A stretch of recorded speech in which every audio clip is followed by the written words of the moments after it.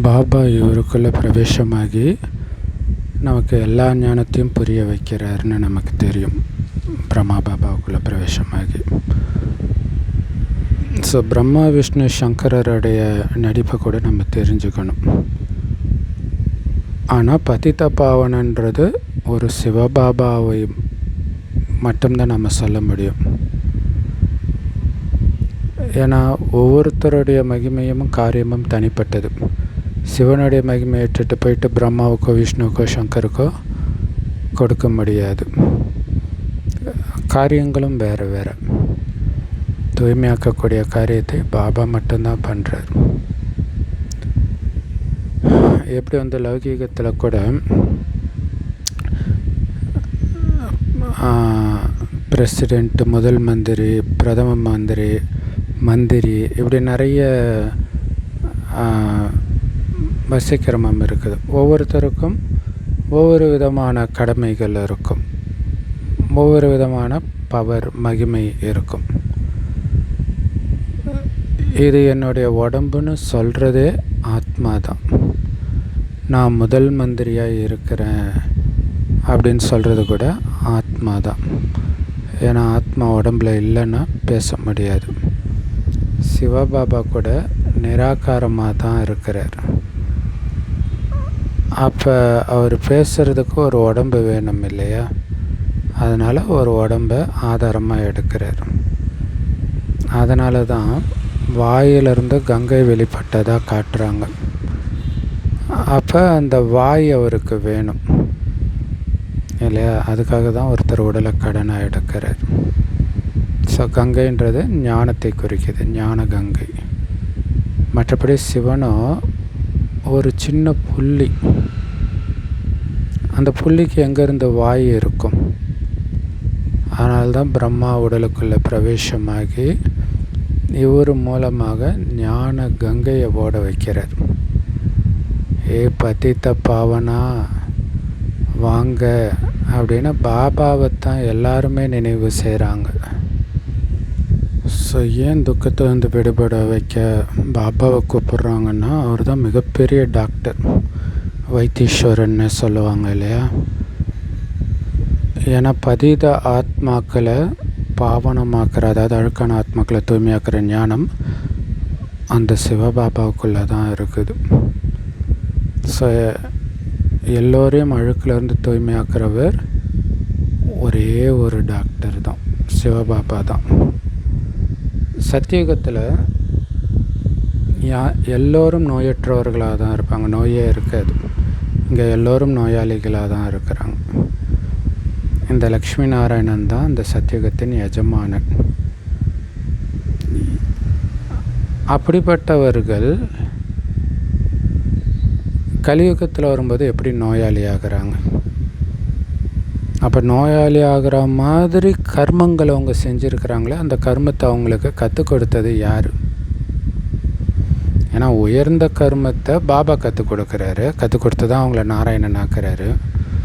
தாழ்ந்த கர்மம் செஞ்சதுனால தான் நோயாளி ஆனாங்க. அந்த தாழ்ந்த கர்மத்தை யார் கற்றுக் கொடுத்தா? மாயா துவாபரகத்தில் கற்றுக் கொடுக்குறோம். ஸோ அதற்கான பலனை, கர்ம வினைகளை இங்கே நாம் இப்போ அனுபவிக்க வேண்டி இருக்குது. சத்தியுகத்தில் இவங்க இந்த மாதிரி கர்மம் பண்ணியிருப்பாங்க போல இருக்குது, அதான் இப்படி நோயாளியாக இருக்கிறாங்கன்னு யாருமே சொல்ல மாட்டாங்க.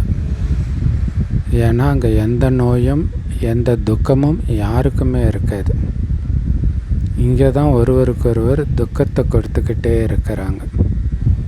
சத்தியுக திரேதாயுகத்தில் துக்கத்தின் விஷயமே இருக்காது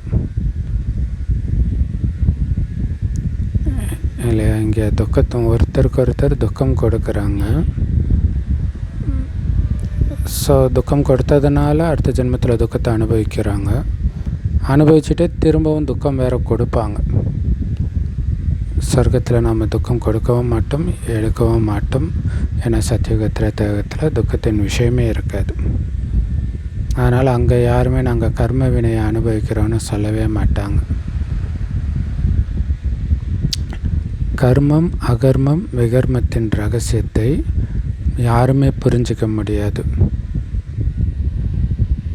ஸோ பாபா புரிய வைக்கும்போது தான் கர்மம்னா என்ன, அகர்மம்னா என்ன, விகர்மம்னா என்ன. விகர்மம்னா பாவகர்மம், விகார கர்மம் இப்போ கலியுகத்தில் நடக்கிறது. அகர்மம்னா சொர்க்கத்தில் செய்கிற கர்மத்திற்கான பலன் இருக்காது. அங்கே பாவகாரியம் பண்ண மாட்டோம். சுகம் கொடுக்கக்கூடிய காரியத்துக்கும் பலன் இருக்காது. ஏன்னா அங்கே பலன் கொடுத்துக்கிட்டே இருந்தால் அப்புறம் நரகத்தில் இருக்கிறவங்களாம் எப்போ தான் வர்றது? அதனால் இப்போ சேர்த்து வைக்கிறோம். இது சுகர்மம்னு சொல்லுவோம், சுகம் கொடுக்குற கர்மம். சங்கமயுகத்தில் அந்த அனுபவித்த பலனை தான் அங்கே அனுபவிப்போம். ஸோ பலனை அனுபவிக்கும்போது செய்கிற காரியத்துக்கு பலன் கிடையாது. அதான் அக்கர்மம் அப்படின்னு சொல்லப்படுதுன்றதை பாபா புரிய வைக்கிறார். அது வரைக்கும் யாருக்கும் தெரியாது. ஆனால் இந்த வார்த்தைகள் பக்தி மார்க்கத்தின் கீதையில் இருக்குது, அர்த்தம் மட்டும் இருக்காது. சதோ பிரதானமாக சத்தியுகத்தின் ஆரம்பத்தில் இருந்த நாம் மறுஜன்மம் எடுத்து சதோ ரஜோ தமோன்னு கீழே இறங்கி வரும். சத்தியுகத்தில் பஞ்ச தத்துவங்களுமே சதோ பிரதானமாக இருக்கும்.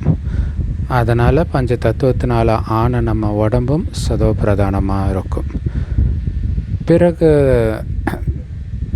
திரேத்தாயுகத்தில் 2 கலைகள் குறையுது இல்லையா?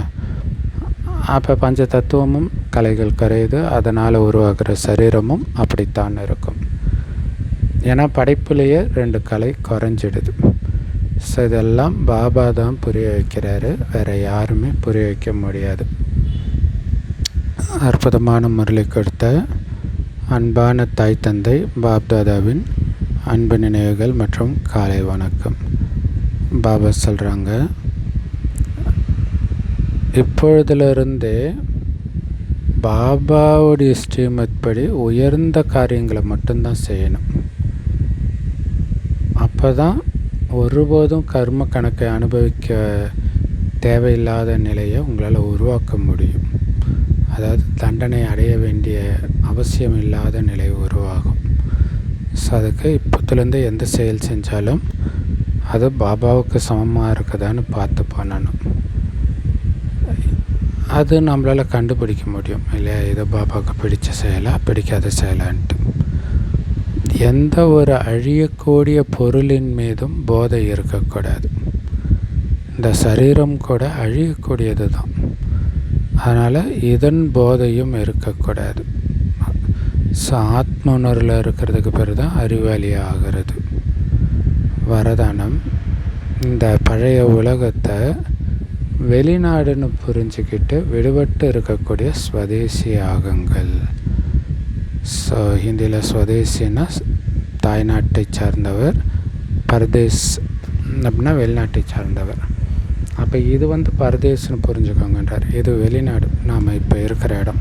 அது எந்த நாடாக இருந்தாலும் சரி, நீங்கள் அமெரிக்காவில் இருந்தாலும் உங்களுக்கு அமெரிக்கா வெளிநாடு, இந்தியாவில் இருந்தாலும் இந்தியா உங்களுக்கு வெளிநாடு, அப்படி புரிஞ்சுக்கோங்கன்றார். ஏன் அப்படின்னா, சிலர் அயல் நாட்டு பொருட்களே தொட மாட்டாங்க. தன்னுடைய நாட்டு பொருட்களை தான் பயன்படுத்தணும் அப்படின்னு உறுதியாக இருப்பாங்க. அதே மாதிரி உங்களுக்கு இந்த பழைய உலகம் வெளிநாடு. அப்போ இதில் இருக்கிற எதையும் புத்தினால் கூட தொடாத அளவுக்கு விடுபட்டவராக இருக்கணும். பழைய உலகத்துடைய பொருட்கள், பழைய உலகத்துடைய சுபாவம், சமஸ்காரம், இதன் பக்கம் துளி கூட நீங்கள் ஈர்க்கப்படக்கூடாது. அந்த மாதிரி ஸ்வதேசி ஆகுங்கள். சரி, இந்த உலகம் பரதேசி, அதாவது வெளிநாடு. அப்போ நம்மளுடைய தேசம் எது? நீங்கள் யார்? ஆத்மா. அப்போ உங்களுடைய தேசம் எது? பரந்தாமம். உடல் ரீதியாக பார்த்திங்கன்னா நம்ம ஈஸ்வரிய பரிவாரத்தின் கணக்கில் மதுபன் நம்முடைய தேசம்னு புரிஞ்சுக்கிட்டு அந்த போதையில் இருங்க இல்லையா? அங்கே கடவுளே வரார். அப்போ ஒவ்வொரு வெளிப்படுத்தக்கூடிய குழந்தைகளாக இருக்கணும். ஸோ ஒன்று பரந்தாமம் அல்லது மதுபன், இல்லை சொர்க்கம் கூட வச்சுக்கலாம். ஆனால் கலியுகம் நம்ம தேசம் கிடையாது. அதன் பொருட்களை பயன்படுத்தாதீங்க. வெள்ளையனை வெளியேறு அப்படின்னு சொல்லிட்டு காந்தி அவங்க பொருட்களெல்லாம் எரிச்சார் இல்லையா? அந்த மாதிரி ராவணனை வெளியேறுன்ட்டு அவனுடைய பழக்கமே இந்த 5 விகாரங்கள் தான். அதை நாம் எரிக்கணும். ஸ்லோகன், முரண்பாடுகளில் மாட்டிக்கிறதுக்கு பதிலாக சதா பாபாவுடைய சந்திப்புன்ற திருவிழாவில் மூழ்கி இருங்க. இல்லையா, இவன் எப்படி சொன்னான், அவன் எப்படி சொன்னான், டக்குன்னு முற்றுப்புள்ளி வச்சுட்டு பாபா நினைவிலே மூழ்கிடுங்க. ஆத்மா பவர்ஃபுல் ஆகுது. இதுதான் திருவிழான்ற இல்லையா. ஒரு சந்தோஷம் கொண்டாட்டமான ஒரு நேரத்தில் சின்ன சின்ன அசௌகரியத்தெல்லாம் ஒரு பெரிய விஷயமாக எடுத்துக்க மாட்டோம். அந்த மாதிரி ஒரு அசௌகரியம் தான் இந்த முரண்பாடுகள்லாம். அதில் மாட்டிக்காதீங்க. நான் இதுலேயும் உங்கள் நினைவில் இருக்கிறேன் பாருங்கள் பாபா. அதுவும் ஒரு கஷ்டப்பட்டு கிடையாது, குஷி குஷியாக ஆனந்தமாக ஆர்வத்தோடு இருக்கிறேன் பாருங்கள் பாபா. அப்படி இருக்கணும். அவ்யக்தேஸ்வரா, எப்பொழுதும் மகிழ்ச்சியாக இருக்கணும்னா உங்களுடைய சுபாவத்தையே சரளமானதாக ஆக்கிக்கோங்க. சகிப்புத்தன்மையுடையவர் ஆகுங்கள். இதுக்கு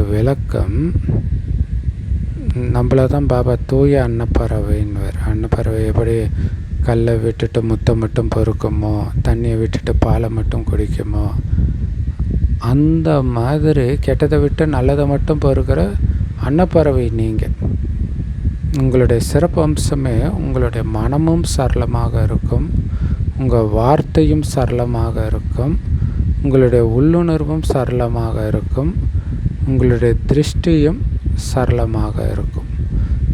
சரளம் அப்படிங்கிறது வீண் விஷயத்தில் முற்றிலும் விடுபட்டு இருக்கிறது. இந்த உலகத்தின் விஷயத்தை பார்த்தும் பார்க்காமல் இருக்கிறது. ஒரு வினாடியில் சாரத்தில் நிலைக்கிறது, விஸ்தாரத்துக்கு போகாமல் இருக்கிறது. ஸோ இந்த அர்த்தத்தோட சரளமான மனம், சரளமான வார்த்தை, சரளமான விருத்தி அப்படின்னா என்னன்னு பாருங்கள். ஏன்னா பாபாவுக்கு இந்த மாதிரி சரளமான மனம் கொண்டவர்கள், சரளமான வார்த்தை பேசக்கூடியவர்கள் இல்லையா, சாரமாக பேசுகிறது, உண்மையாக பேசுகிறது, அப்புறம் சரளமான உள்ளுணர்வு கொண்டவர்கள், சரளமான திருஷ்டி கொண்டவர்கள், கடந்த காலத்துக்கு டக்குன்னு முற்றுப்புள்ளி வச்சு அவங்களுடைய ஆதி சமஸ்காரத்தை மட்டுமே பார்க்குறது. இந்த மாதிரி இருக்கிறவங்க தான் பாப்தாதாவுக்கு ரொம்ப ரொம்ப ரொம்ப ரொம்ப பிரியமானவர்கள், ரொம்ப ரொம்ப நெருக்கமானவர்கள். இல்லை, பாபாவுக்கு ரொம்ப பிரியமானவர்கள், நெருக்கமானவர்கள்னாலே எப்போவுமே சுத்தமான மனமுடையவர்களாக இருக்கிறவங்க, எந்த அழுக்கும் இல்லாதவர்கள். ஏன்னா அந்த மாதிரி எப்போவுமே சுத்தமான மனம் கொண்டவர்கள், எந்த விதமான விகார அழுக்கும் இல்லாதவர்கள் தான் எப்போவுமே பாபாவுடைய இதய சிம்மாசனத்தில் உட்காந்துட்டு இருப்பாங்க. அப்போ சுத்தமான மனம்னா என்ன அர்த்தம்? சுத்தமான சங்கல்பம், சுபமான சங்கல்பம் மட்டுமே வைப்பாங்க. அப்படிப்பட்ட உயர்ந்த சங்கல்பம் கண்டிப்பாக நிறைவேறிடும்.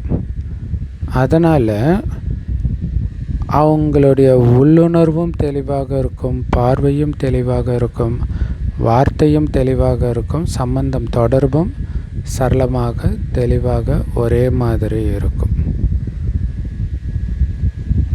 ஸோ பாபாவுடைய இதே சிம்மாசனத்தில் உட்காரனா பாபாவுக்கு நெருக்கமாக இருக்கணும். அதுக்கு எண்ணம், சொல், செயல், வார்த்தை, உள்ளுணர்வு எல்லாத்துலேயுமே சரளத்தன்மை இருக்கணும். பாபாவுடைய இதே சிம்மாசனத்தில் உட்காரணும். ஓம் சாந்தி. Love you Bapdada. Thank you Bapdada. குஷியாக இருங்க, குளிர்ச்சியாக இருங்க.